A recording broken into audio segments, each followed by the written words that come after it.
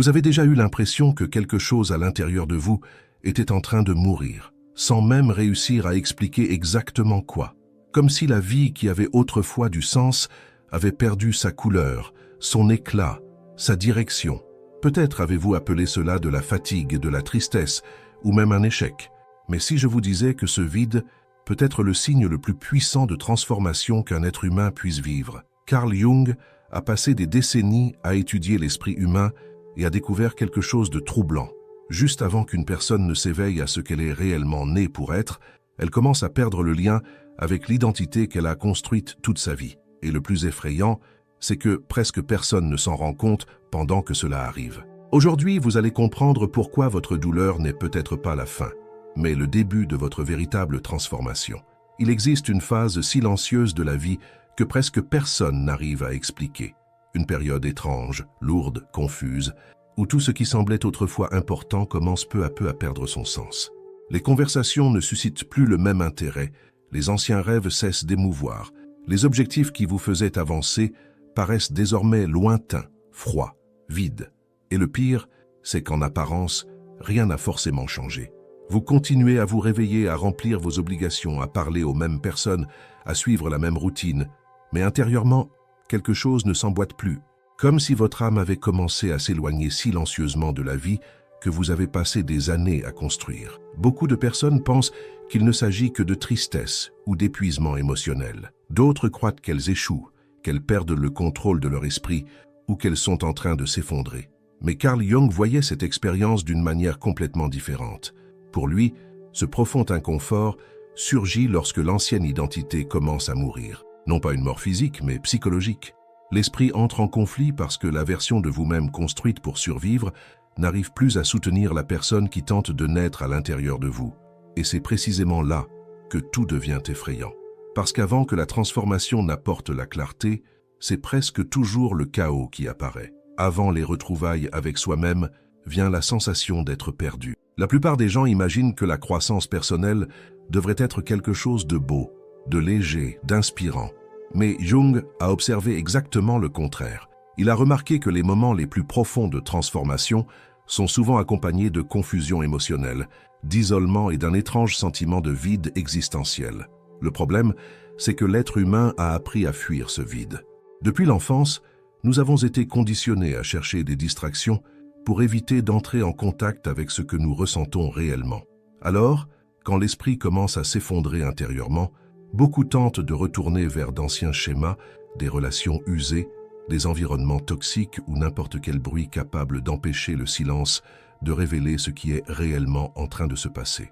Parce que le silence fait peur. Le silence vous oblige à entendre les fissures de votre ancienne identité.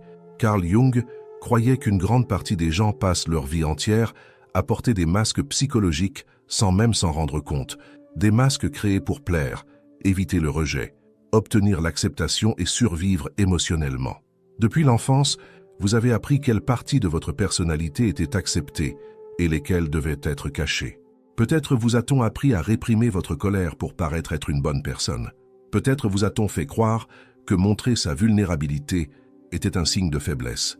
Peut-être avez-vous appris à diminuer votre propre lumière pour ne déranger personne. Et peu à peu, sans même le remarquer, vous avez commencé à construire une version de vous-même basée sur l'approbation des autres. Une identité façonnée par les attentes du monde. Jung appelait cela la persona, une sorte de personnage que nous créons pour être acceptés. Le problème, c'est qu'après des années à jouer ce rôle, vous commencez à croire qu'il représente réellement qui vous êtes. Mais il existe quelque chose dans l'être humain qui n'accepte jamais totalement ce mensonge. Quelque part dans les profondeurs de l'esprit, le désir d'authenticité reste vivant, une force silencieuse qui tente de vous ramener vers votre essence. Et lorsque cette force reste réprimée trop longtemps, elle commence à générer de la souffrance. Non pas parce que vous êtes faible, mais parce que votre âme se fatigue de porter une identité qui ne représente plus réellement ce que vous êtes. C'est pour cela que certaines crises émotionnelles semblent si difficiles à expliquer. Elles ne se manifestent pas toujours sous forme de tristesse évidente. Parfois, elles apparaissent sous la forme d'apathie, de vide, de déconnexion. Comme si le monde avait perdu son intensité émotionnelle. Vous regardez votre propre vie et vous avez l'impression de vivre en pilote automatique. Les choses continuent d'arriver, mais vous n'arrivez plus à vous sentir véritablement présent dans aucune d'entre elles. Et cela crée de la peur, parce que l'esprit interprète cette sensation comme une perte, comme si vous étiez en train de disparaître. Mais peut-être que ce qui disparaît n'est pas vous, mais la fausse version que vous avez dû créer pour survivre jusqu'ici. Imaginez quelqu'un portant une armure lourde pendant des années. Au début, cette armure protège. Elle aide à supporter les douleurs, les rejets, les traumatismes et les insécurités. Mais arrive un moment où ce qui servait autrefois de protection commence à étouffer. L'armure limite vos mouvements, empêche votre liberté et blesse votre propre peau. Psychologiquement, c'est exactement ce qui se produit lorsque l'identité construite pour survivre cesse de servir votre évolution. Alors commencent les questionnements. Pourquoi plus rien ne semble avoir de sens? Pourquoi me sens-je si éloigné des autres? Pourquoi ce qui me motivait autrefois semble-t-il mort à l'intérieur de moi? Et la réponse peut être bien plus profonde que vous ne l'imaginez. Parce que peut-être que la version de vous-même qui recherchait ces choses est en train d'arriver à sa fin. Mais l'ego humain déteste la transformation. L'ego préfère une souffrance familière à l'inconnu du changement, même si votre vie est émotionnellement épuisante. Au moins, elle vous est familière, et la familiarité crée une fausse sensation de sécurité. C'est pour cela que tant de personnes restent pendant des années dans des relations qui les blessent, dans des routines qui les épuisent, ou dans des vies qui détruisent silencieusement leur essence. La transformation menace tout cela. Elle détruit les certitudes. Elle vous pousse à remettre en question d'anciens rêves, d'anciennes croyances et même d'anciennes versions de vous-même. Et c'est précisément pour cela que le processus paraît si lourd émotionnellement. Une guerre est en train de se dérouler à l'intérieur de vous. D'un côté, la partie qui veut continuer à se sentir en sécurité. De l'autre, la partie qui refuse désormais de rester prisonnière. Carl Jung croyait que ce conflit intérieur est l'une des expériences les plus douloureuses de la vie humaine. Parce que le faux moi ne disparaît pas en silence. Il résiste. Il lutte pour survivre. L'esprit tente de vous convaincre de revenir à l'ancien schéma, à l'ancien confort, à l'ancienne identité. Et bien souvent, cette résistance apparaît à travers l'anxiété, la peur, la procrastination et l'envie de tout abandonner. Mais il existe quelque chose d'encore plus dangereux que d'affronter la transformation, l'ignorer. Parce que lorsqu'une personne reste déconnectée d'elle-même pendant trop longtemps, la vie commence à perdre son sens. Le corps continue d'exister, mais l'âme s'éteint lentement de l'intérieur. Et c'est peut-être l'une des souffrances les plus silencieuses qui existent. Le plus impressionnant, c'est que juste avant que de grands changements ne surviennent, beaucoup de personnes traversent exactement ce type d'effondrement émotionnel, comme si l'esprit essayait de démonter toute une ancienne structure afin de créer de l'espace pour quelque chose de nouveau. Sauf que pendant ce processus, il est impossible de voir le résultat final. Tout semble beaucoup trop confus. C'est comme une graine enterrée dans la terre. Si elle pouvait ressentir son propre processus de transformation, elle croirait probablement qu'elle est en train de mourir. Son ancienne forme se brise, sa structure disparaît et tout ce qui était familier cesse d'exister. Mais en réalité, elle ne meurt pas.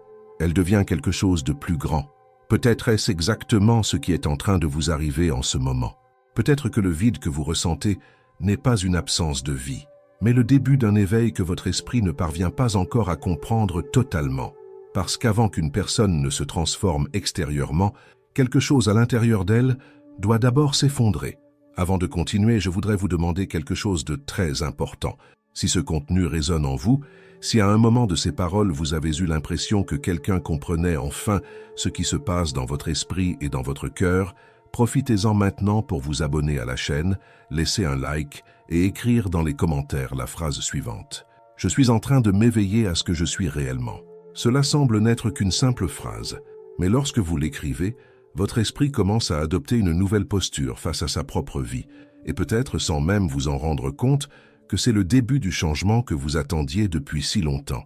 Il existe une raison pour laquelle certaines phases de la vie paraissent si solitaires, et ce n'est pas parce que vous devenez plus faible, bien au contraire. Dans de nombreux cas, la solitude apparaît justement lorsque votre esprit commence à s'éveiller à quelque chose de plus grand que la réalité que vous acceptiez jusque-là. Carl Jung croyait qu'une véritable transformation exige presque toujours un éloignement émotionnel de ce qui semblait auparavant indispensable, parce qu'il est impossible de devenir ce que vous êtes réellement tant que vous restez prisonnier de la version de vous-même créée uniquement pour survivre. Et c'est peut-être l'une des douleurs les plus difficiles à supporter, parce que l'être humain crée des liens émotionnels, non seulement avec des personnes, mais aussi avec des routines, des environnements, des habitudes et d'anciennes versions de sa propre identité. Même lorsque tout cela provoque de la souffrance, l'attachement demeure, la familiarité demeure, et l'ego humain préfère une souffrance connue à l'inconnu de la transformation. C'est pour cela que durant les périodes d'éveil psychologique, beaucoup de personnes commencent à ressentir un étrange éloignement des gens autour d'elles. Les conversations qui semblaient autrefois normales deviennent fatigantes. Les environnements qui semblaient autrefois accueillants drainent maintenant votre énergie. Certaines présences laissent un poids émotionnel difficile à expliquer. Et le plus déroutant, c'est que souvent, personne autour de vous ne comprend ce qui vous arrive. Les gens commencent à dire que vous avez changé. Certains affirment que vous êtes devenu froid, distant ou étrange. D'autres essaient de vous convaincre de redevenir normal. Mais si le normal était justement ce qui détruisait silencieusement votre paix intérieure, et si cette déconnexion n'était pas un problème, mais le signe que votre conscience ne supporte plus les relations superficielles, les environnements artificiels et les liens basés uniquement sur les apparences? Carl Jung croyait que la croissance intérieure transforme complètement la manière dont une personne perçoit le monde. Lorsque vous commencez à vous éveiller psychologiquement, vous commencez à voir des choses que vous ignoriez auparavant. Les petites manipulations émotionnelles deviennent visibles. Les relations déséquilibrées deviennent insupportables. Vous commencez à réaliser combien de votre vie a été construite en essayant de plaire aux autres tout en vous abandonnant vous-même. Et cette prise de conscience fait mal. Elle fait mal parce qu'elle vous oblige à reconnaître combien de fois vous avez trahi vos propres sentiments simplement pour être accepté. Combien de fois vous avez fait taire votre vérité pour éviter les conflits. Combien de fois vous avez prétendu aller bien alors que vous vous détruisiez intérieurement. Pendant longtemps, peut-être avez-vous cru que vous deviez être ce que les autres attendaient de vous. Mais vient un moment où votre âme n'arrive tout simplement plus à porter ce poids. C'est précisément là que commence l'isolement émotionnel de la transformation. Non pas parce que vous détestez les gens, non pas parce que vous avez perdu votre capacité d'aimer, mais parce que certaines connexions ne survivent que tant que vous restez petit, silencieux et émotionnellement dépendant de l'approbation des autres. Et à l'instant où vous commencez à vous éveiller, certaines relations s'effondrent naturellement. Cela fait peur. Parce que l'être humain associe l'appartenance à la sécurité. Depuis les temps les plus anciens, faire partie d'un groupe signifiait survivre. C'est pourquoi, lorsque vous commencez à vous éloigner émotionnellement de certains environnements ou de certaines personnes, le cerveau interprète ce changement comme un danger. Apparaît alors cette sensation angoissante de solitude profonde, comme si vous étiez en train de perdre votre place dans le monde. Mais Carl Jung disait quelque chose d'extrêmement important. L'individuation, le processus qui consiste à devenir sa véritable essence, exige une séparation. Vous ne pouvez pas construire une identité authentique en restant enchaîné à vos anciennes versions de vous-même. Et bien souvent, cela inclut une rupture émotionnelle, avec des schémas familiaux, des croyances limitantes et des liens construits uniquement sur le besoin émotionnel. Le problème, c'est que presque personne ne parle de cette partie de la transformation. Tout le monde aime parler du succès, de la liberté émotionnelle et de la croissance spirituelle, mais peu parlent du vide qui vient avant tout cela. Peu parlent des nuits où vous vous sentez perdu dans votre propre esprit, des jours où vous avez l'impression que plus personne ne comprend ce que vous ressentez, de cette peur silencieuse de réaliser que votre ancienne vie n'a plus de sens, tandis que la nouvelle ne s'est pas encore totalement révélée. C'est comme traverser un pont dans l'obscurité. Vous ne pouvez plus revenir à ce que vous étiez auparavant, mais vous n'arrivez pas encore à voir clairement ce que vous êtes en train de devenir, et cette phase intermédiaire peut sembler émotionnellement insupportable. Beaucoup de personnes abandonnent précisément à ce moment-là. Elles retournent vers leurs anciens schémas parce que la douleur de la transformation semble plus grande que celle de rester stagnées. Elles reviennent à des relations qui les blessent, reprennent leurs anciennes versions d'elles-mêmes, recommencent à faire semblant. Elles s'anesthésient avec des distractions, un excès de travail, des divertissements vides ou n'importe quoi capable d'empêcher le contact avec leur propre vérité. Parce que regarder à l'intérieur de soi exige du courage. Cela exige d'affronter des parties de soi-même qui sont restées cachées pendant des années. Carl Jung appelait cela la confrontation avec l'ombre. L'ombre représente toutes les parties de votre personnalité qui ont été réprimées afin que vous puissiez être accepté par le monde. votre colère refoulée, votre tristesse ignorée, votre ambition cachée, votre douleur non résolue, votre force étouffée. Tout ce qu'un jour on vous a fait croire que vous deviez cacher pour mériter l'amour. Le plus effrayant, c'est que ces parties ne disparaissent pas. Elles restent vivantes dans l'inconscient. Et lorsqu'elles demeurent ignorées trop longtemps, elles commencent à contrôler silencieusement votre vie. C'est pour cela que tant de personnes répètent des schémas destructeurs sans comprendre pourquoi. Pourquoi elles se sabotent précisément lorsqu'elles sont sur le point de grandir. Pourquoi elles ont peur d'être véritablement vues. Parce qu'il existe en elles une partie réprimée qui lutte pour émerger. Et juste avant une grande transformation, cette ombre apparaît généralement avec force. D'anciens souvenirs remontent à la surface, des émotions oubliées commencent à émerger, des blessures enfouies pendant des années réapparaissent soudainement. Vous commencez à ressentir une intensité émotionnelle que vous ne parvenez pas à expliquer, et cela pousse beaucoup de personnes à croire qu'elles empirent psychologiquement. Mais Carl Jung voyait exactement le contraire. Pour lui, ce chaos émotionnel peut être le signe d'une conscience en train d'émerger, parce qu'avant de devenir entier, l'être humain doit affronter tout ce qu'il a passé des années à éviter en lui-même. Imaginez une maison abandonnée pendant des décennies. Tant que la porte reste fermée, tout semble apparemment calme. Mais au moment où quelqu'un décide d'ouvrir cette porte, la poussière s'élève, la moisissure apparaît, la saleté cachée se révèle. Au début, on a l'impression que la maison est devenue pire, mais la vérité, c'est qu'elle a simplement commencé à montrer ce qui était déjà là. C'est exactement ce qui se produit pendant l'éveil psychologique. La transformation ne crée pas vos blessures. Elle illumine simplement ce qui était caché dans l'obscurité, et cela change complètement la manière dont vous regardez votre propre vie. Vous commencez à réaliser combien de décisions ont été guidées par la peur. Combien de fois vous vous êtes diminué pour ne pas déranger les autres. Combien d'opportunités vous avez abandonnées parce que vous ne croyiez pas mériter quelque chose de plus grand. Combien de douleurs vous avez normalisées simplement pour continuer à appartenir à des environnements qui n'ont jamais respecté votre essence. Une fois que vous voyez ces vérités, vous ne pouvez plus prétendre ne pas les avoir vues. L'illusion commence à se briser, et cela peut être émotionnellement dévastateur. Parce que pendant très longtemps, votre esprit a cru que cette version limitée de vous-même était nécessaire pour survivre. Mais il se passe quelque chose de puissant dans ce processus. Peu à peu, des parties oubliées de votre identité commencent à revenir. Votre authenticité commence à émerger. Votre courage réapparaît. Votre voix retrouve de la force. Et même si tout semble encore confus, une reconstruction silencieuse est en train de se produire à l'intérieur de vous. C'est peut-être pour cela que vous vous êtes senti si fatigué ces derniers temps. Pas seulement physiquement, mais émotionnellement. Parce que porter une fausse identité consomme de l'énergie. Faire semblant en permanence détruit lentement l'âme. Et lorsque l'esprit décide enfin de briser cette prison psychologique, une période d'épuisement profond apparaît.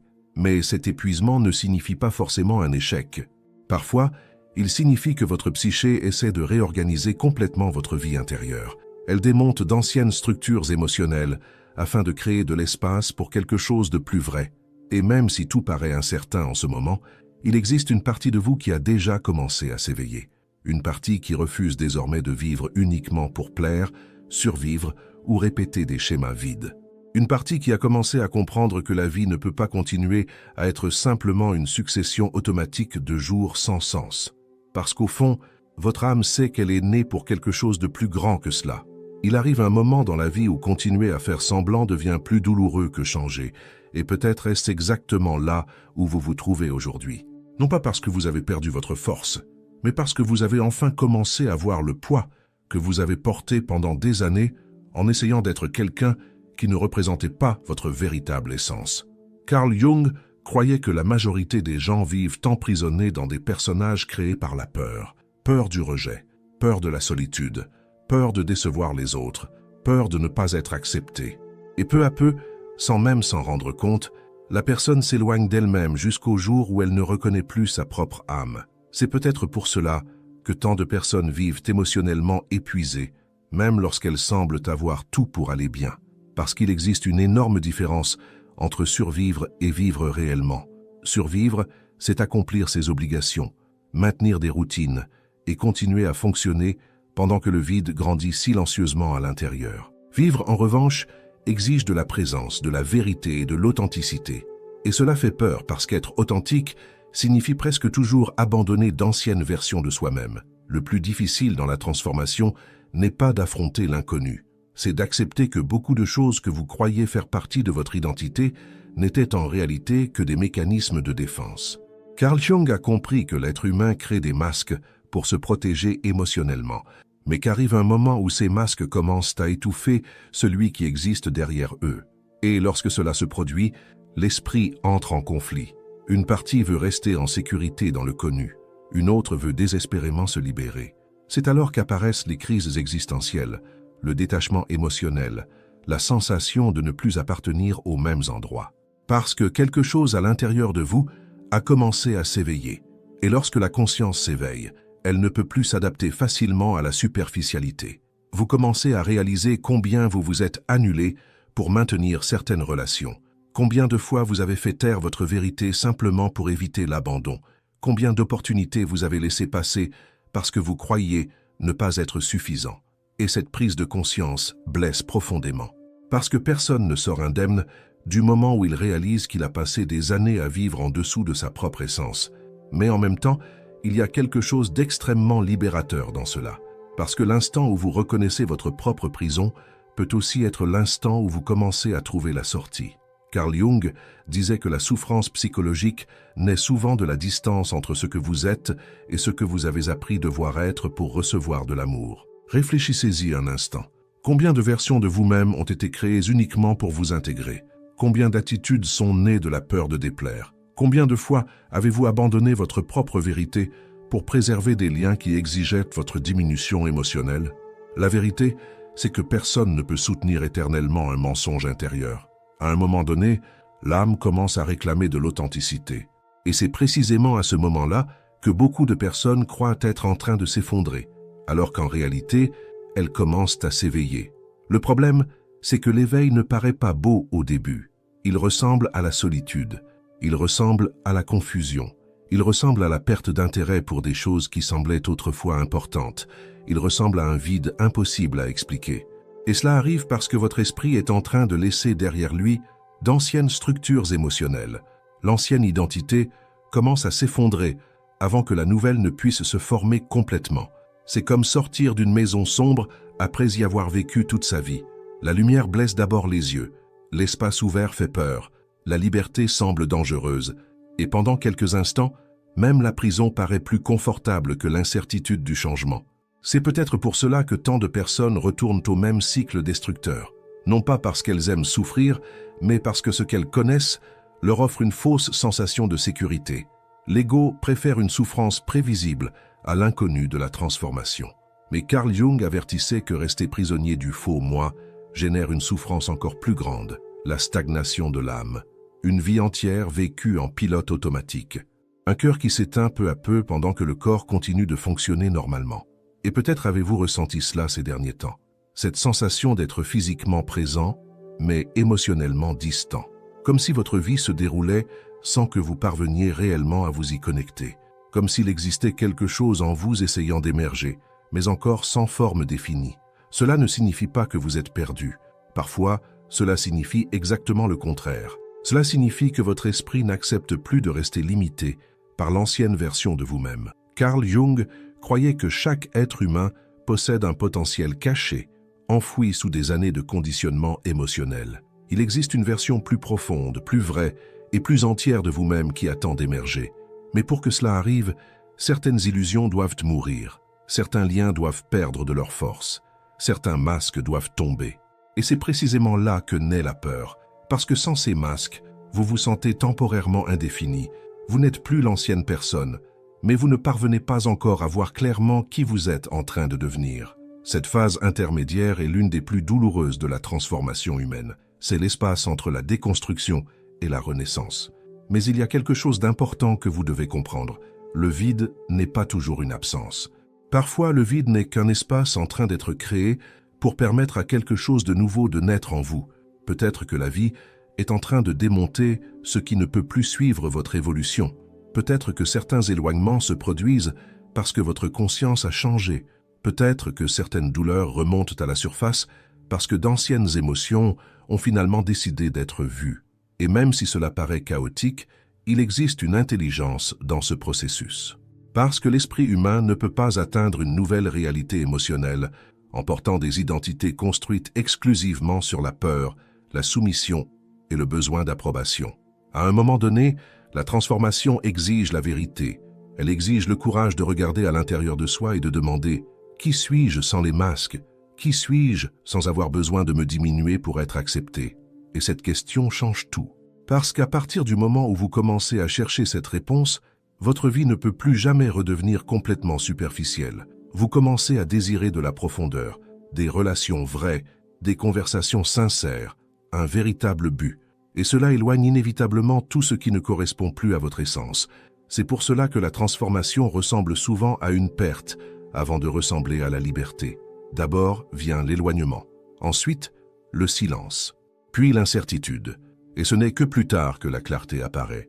Carl Jung comprenait que la souffrance émotionnelle peut être le début d'une profonde réorganisation de l'âme, non pas comme une punition, mais comme un appel à abandonner la prison psychologique construite au fil des années et à enfin se rapprocher de sa propre vérité.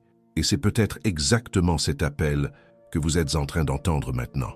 Peut-être que toute cette confusion émotionnelle n'est pas la fin de votre histoire, mais le début de la première phase, où vous commencerez réellement à vivre en accord avec ce que vous êtes né pour être.